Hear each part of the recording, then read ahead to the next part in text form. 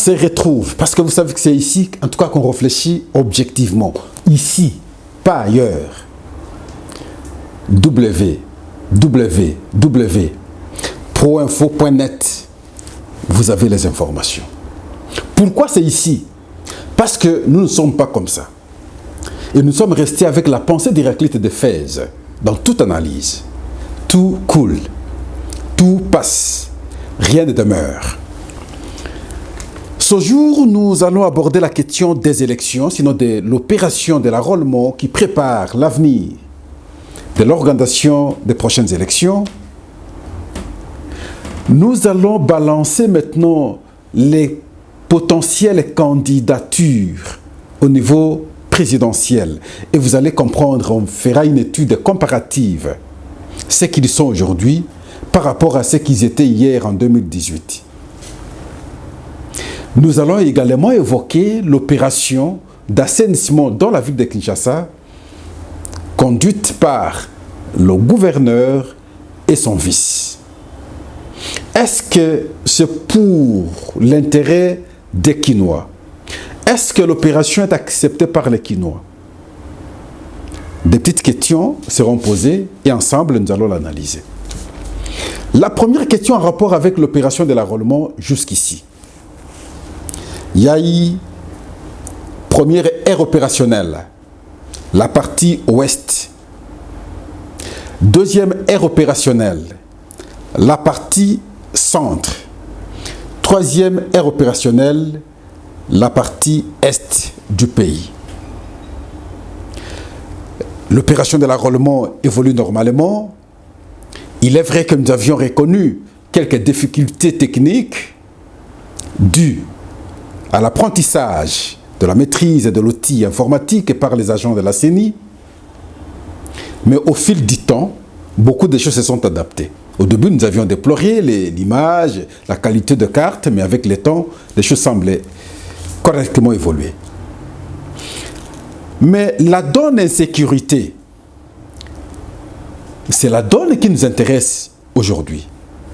Que ce soit à la partie ouest, ça veut dire la première aire opérationnelle, que ce soit au centre, la deuxième aire opérationnelle, et surtout à l'est, la troisième aire opérationnelle, il y a des endroits où la CENI a estimé, et sinon nous connaissons tous qu'il y a l'insécurité. La partie ouest, par exemple, la première aire opérationnelle, nous avons la zone Kwamut. Qu'est-ce qu'il fallait pour qu'on organise les élections? Et la CENI, et le ministère de l'Intérieur, et le ministère de la Défense ont cogité, ont réfléchi, ont estimé qu'il est temps aujourd'hui de sécuriser les agents pour qu'ils fassent correctement l'opération. Il faut le dire ici, que l'insécurité qui battait record ici, pas loin de la ville de Kinshasa, est maîtrisée à ce jour. Et les agents, je pense, nous allons vérifier l'information, je crois qu'ils ont déjà lancé l'opération de l'enrôlement dans cette partie, parce qu'on avait estimé qu'il fallait lancer, au même moment qu'on lance maintenant cette opération, à la troisième aire opérationnelle, ça veut dire à l'est. Parce que lorsqu'on lançait l'opération de l'enrôlement à la première aire, ici, on avait laissé Kwamut, et Kwamut n'avait pas connu l'opération. Il fallait que et les policiers et les militaires se battent pour ramener la paix, pour que lorsqu'on aura lancé la troisième aire opérationnelle, qu'on lance également l'opération de l'enrôlement à Kwamut. Je pense que chose est faite à ce stade. Mais à l'est du pays, il y a des zones très sensibles. À Massissi et dans plusieurs autres coins. Est-ce que la CENI aura la facilité d'organiser des élections? Ou sinon l'opération de l'enrôlement? On a trouvé des mécanismes, ensemble avec la MONUSCO bien entendu, mais les déplacés qui sont dans des camps vont être enrôlés, ils vont être enrôlés tout en gardant leur identité d'origine. des territoires d'où ils sont venus, et cela pour garder l'équilibre de partage de sièges. C'est là qu'ils seront enrôlés.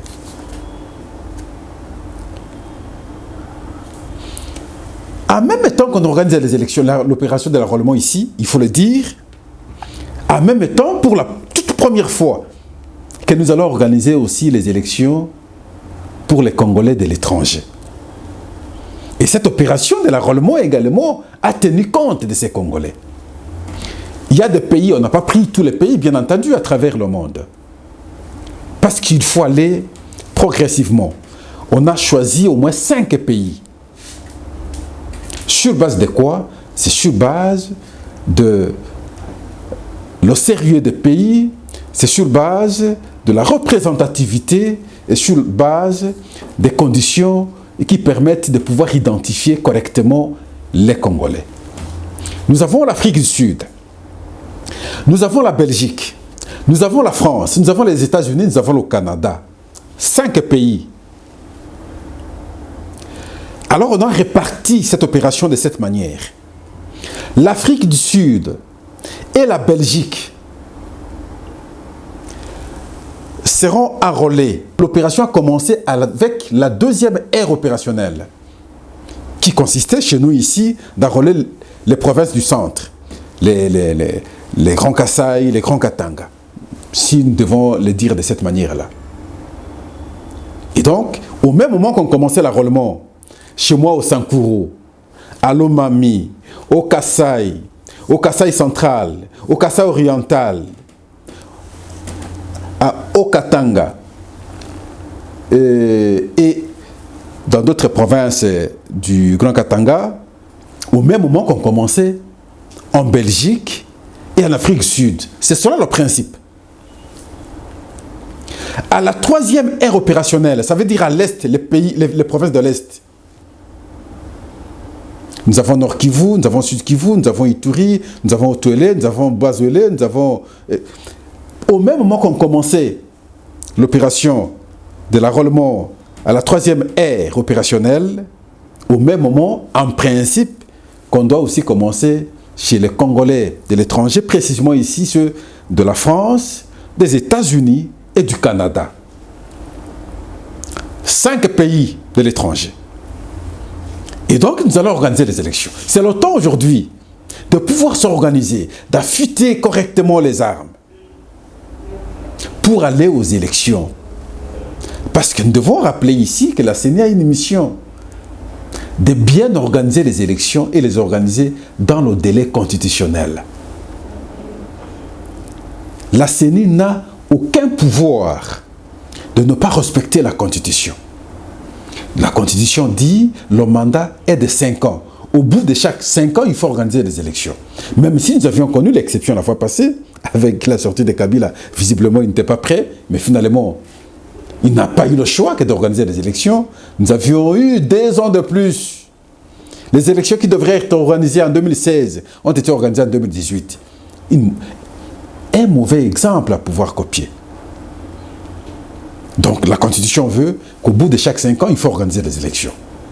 Bientôt les 5 ans du premier mandat du président de la République, Félix-Antoine Tshisekedi, vont arriver. La CENI, en tant que structure indépendante, la Commission électorale nationale indépendante, doit également s'activer pour nous organiser les élections. C'est comme ça que ces opérations de l'enrôlement ont été organisées, sinon sont en train d'être organisées, avec d'autres étapes au regard du calendrier présenté par la Commission électorale nationale indépendante. Et donc, à la fin de cette année, nous aurons les élections parce que nous devons respecter la Constitution. Mais que chaque parti politique, que chaque candidat s'organise à ce stade. Parce que nous avons une mauvaise expérience en République démocratique du Congo. À la fin, il y a toujours des contestations. À la fin, il y a toujours des troubles.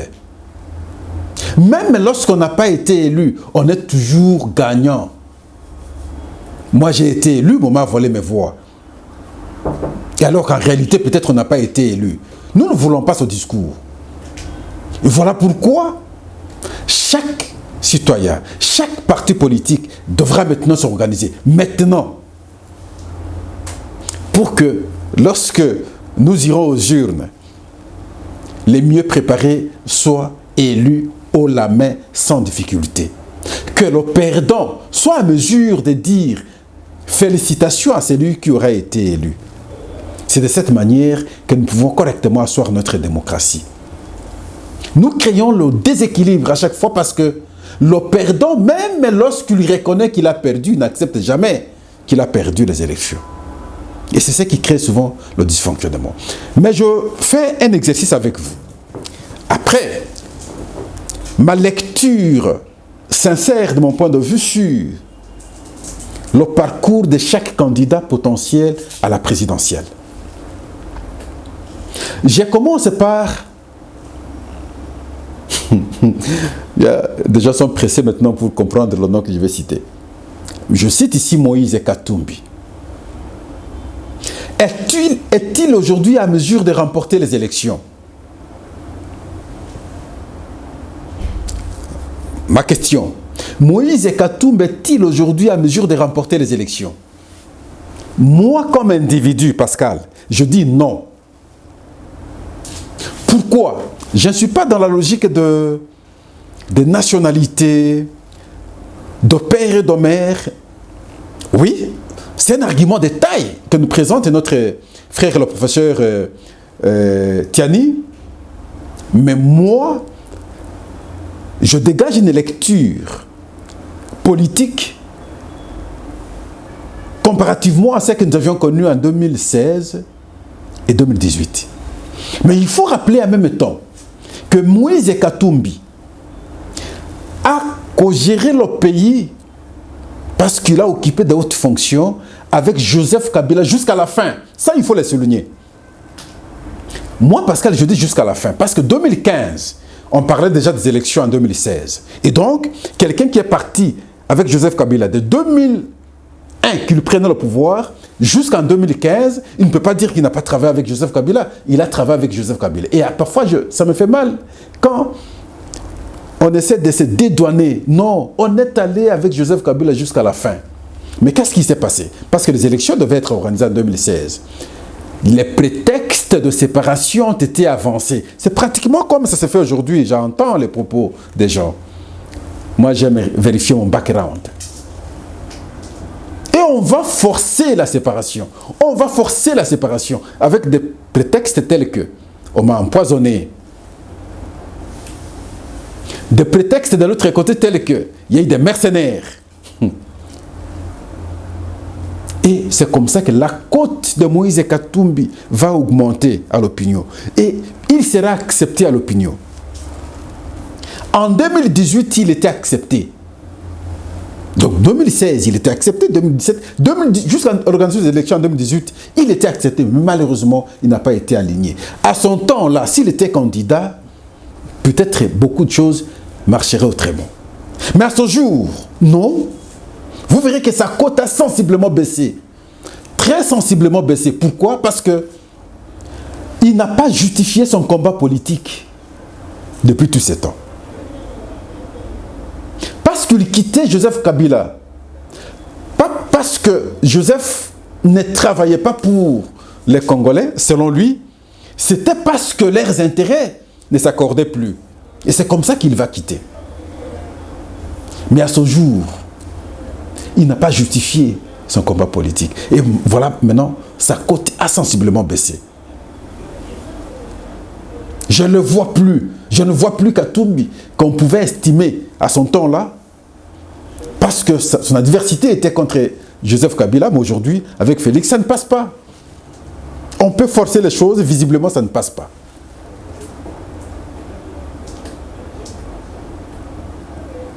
L'opinion de Joseph Kabila à son temps. Ça, c'est le premier candidat. Deuxième candidat, Martin Fayoulou. 2018, il a été agglutiné par qui? D'un côté, il y avait Moïse Katumbi, de l'autre côté, Jean-Pierre Bemba, des grands hommes politiques de taille à son temps. Et c'est comme ça que il a eu l'aura. il a été appuyé par ses hommes politiques, appuyé financièrement. Il a reçu leur bénédiction politique. Il a reçu leurs moyens matériels. Et facilement accepté à l'opinion, il a fait quand même le contrepoids à son temps. Est-ce qu'aujourd'hui, il peut faire le même contrepoids? Je dis non. Pourquoi? Parce que facilement, vous comprenez qu'il est dépouillé de tout ça. Jean-Pierre Bemba n'est plus à ses côtés. Moïse Katumbi n'est plus à ses côtés. Les moyens matériels et financiers qu'il avait, il n'en a pas maintenant. Qu'il en bénéficiait, il ne sera plus en bénéficier maintenant. Le combat était clairement contre Joseph Kabila. Mais aujourd'hui, contre Félix Tshisekedi, lui aussi n'a pas justifié son combat politique depuis tous ces temps. La réalité, c'est que vous ne le sentez plus comme il était à l'époque. De cette manière, est-ce qu'il peut gagner les élections? Je dis non. Autant que Moïse Katumbi ne saura plus gagner les élections, autant que Martin Fayoul aussi ne saura plus gagner les élections. Parce que leur cote a sensiblement baissé, comparativement en 2018. Est-ce qu'il faut que je cite Augustin Matata? Non, c'est Mini Fretin. Je ne saurais pas l'équilibrer à ce niveau-là. Je ne vois pas comment, par quelle magie, il peut être correctement compétitif. Non, je ne veux pas citer celui-là. Quel autre candidat? Sinon aujourd'hui, je veux parler de Félix Antoine Tshisekedi, président de la République actuelle. Est-ce qu'il peut gagner les élections? J'ai dit oui. Comment et pourquoi? Parce que quand je vois sa cote en 2018, qui ne semblait pas être très favorable, mais il a gagné les élections, comparativement à sa cote actuelle, qui a sensiblement augmenté, et donc je dis, il n'y a pas combat. C'est haut la main qu'il pourra gagner les élections. Les réalisations sur le plan infrastructurel, sur le plan moral, sur le plan lutte contre les antivaleurs,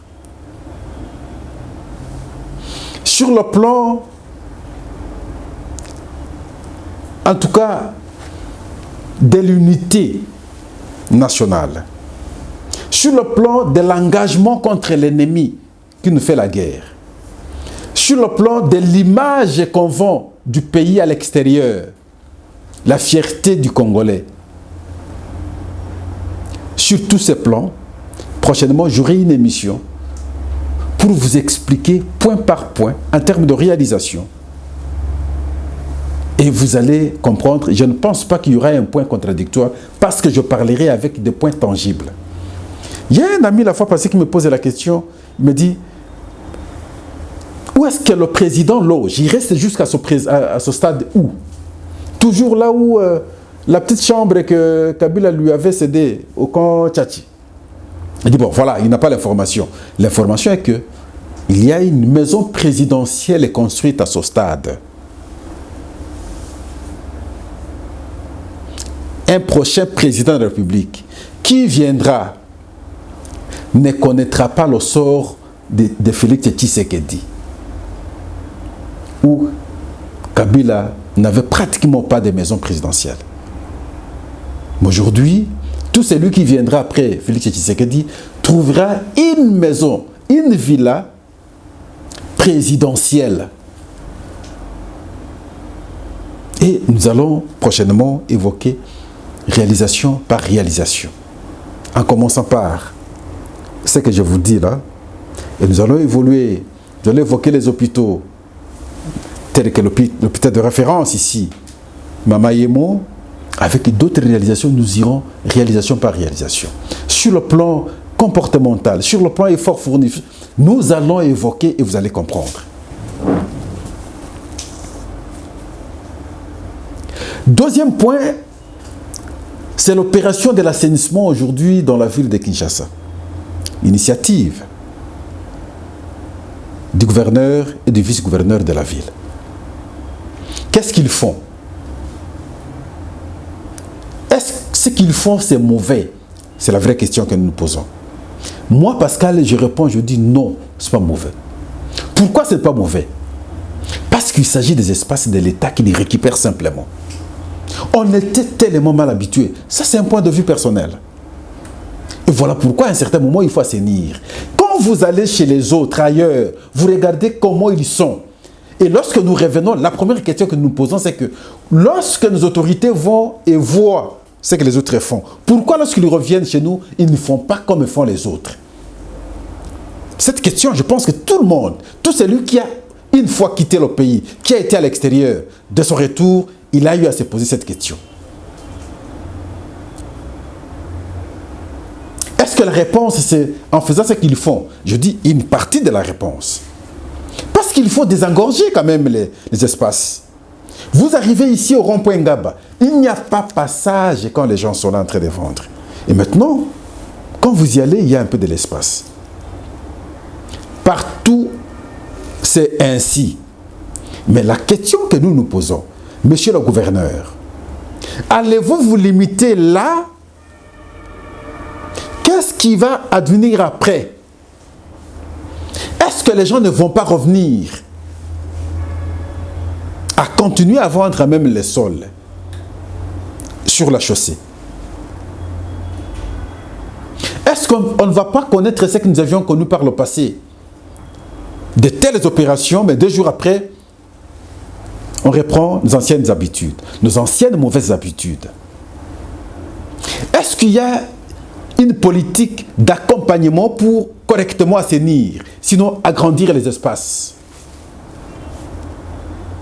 Si cette politique existe, je pense que c'est une occasion de pouvoir l'exposer à la place publique et les Congolais comprennent ou prennent connaissance.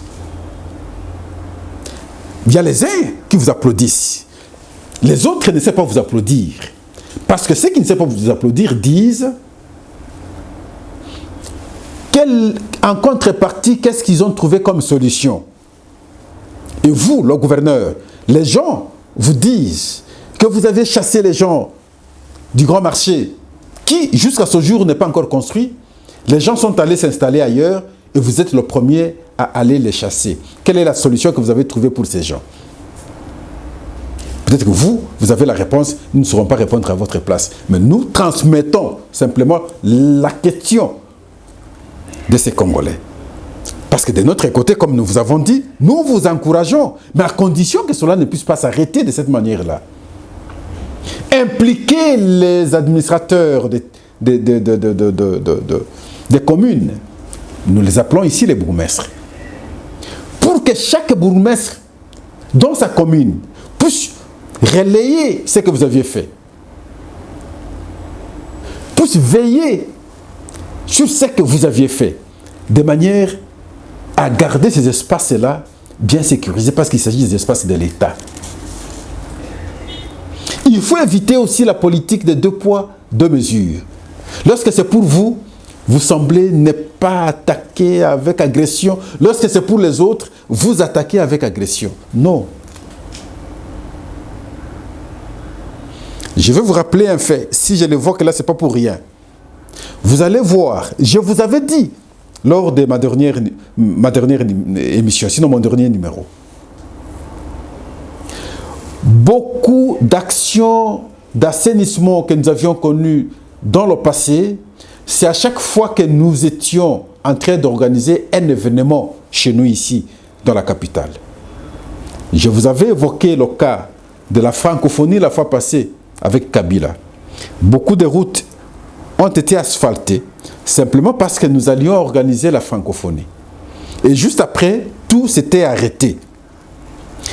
Et cette fois-ci, je suis en train de constater, à l'arrivée du pape, les travaux se sont intensifiés.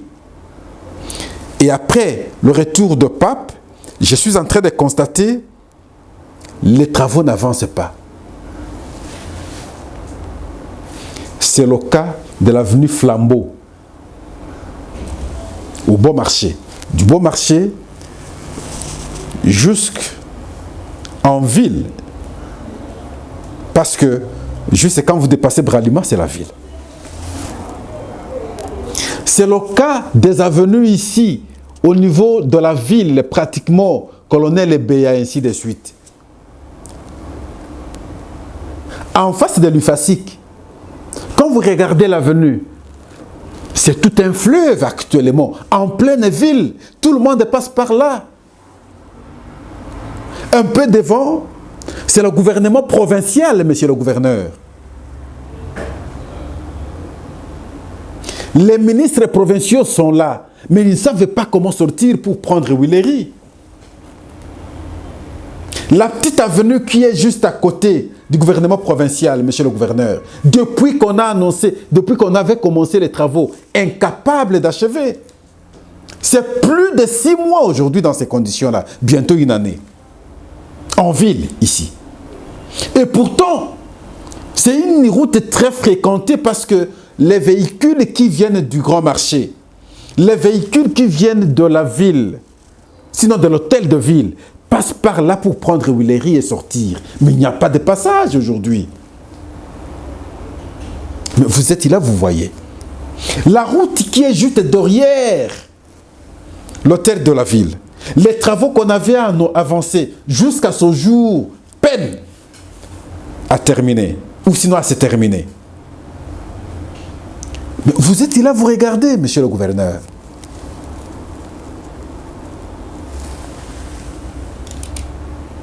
On n'est pas sorti de la ville. Là, nous sommes dans la ville. Non loin de l'hôtel de la ville. Non loin du gouvernement provincial.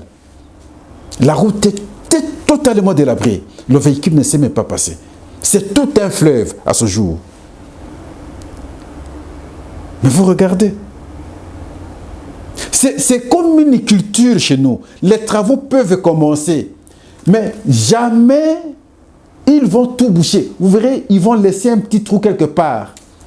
Mais vous avez tout fait. Pourquoi vous laissez ce petit trou? Et ils vont laisser ce petit trou. 3-4 jours après, et le trou devient grand. Abîme encore tout ce que vous aviez fait. Ça, c'est la politique chez nous. Et nous avons compris, c'est une politique qui consiste à chaque fois avoir de tels travaux pour avoir l'argent. Est-ce qu'on doit continuer comme ça? Voilà, nous sommes à la fin. Parce que nous avons parlé des élections, nous avons parlé de la question de l'assainissement.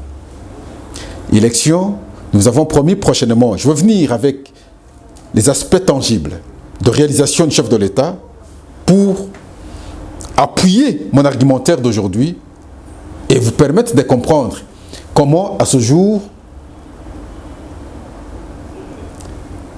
sa voie pour la réélection est plus que grandement ouverte, comparativement aux autres qui, leurs cotes ont baissé sensiblement par rapport à l'année 2018.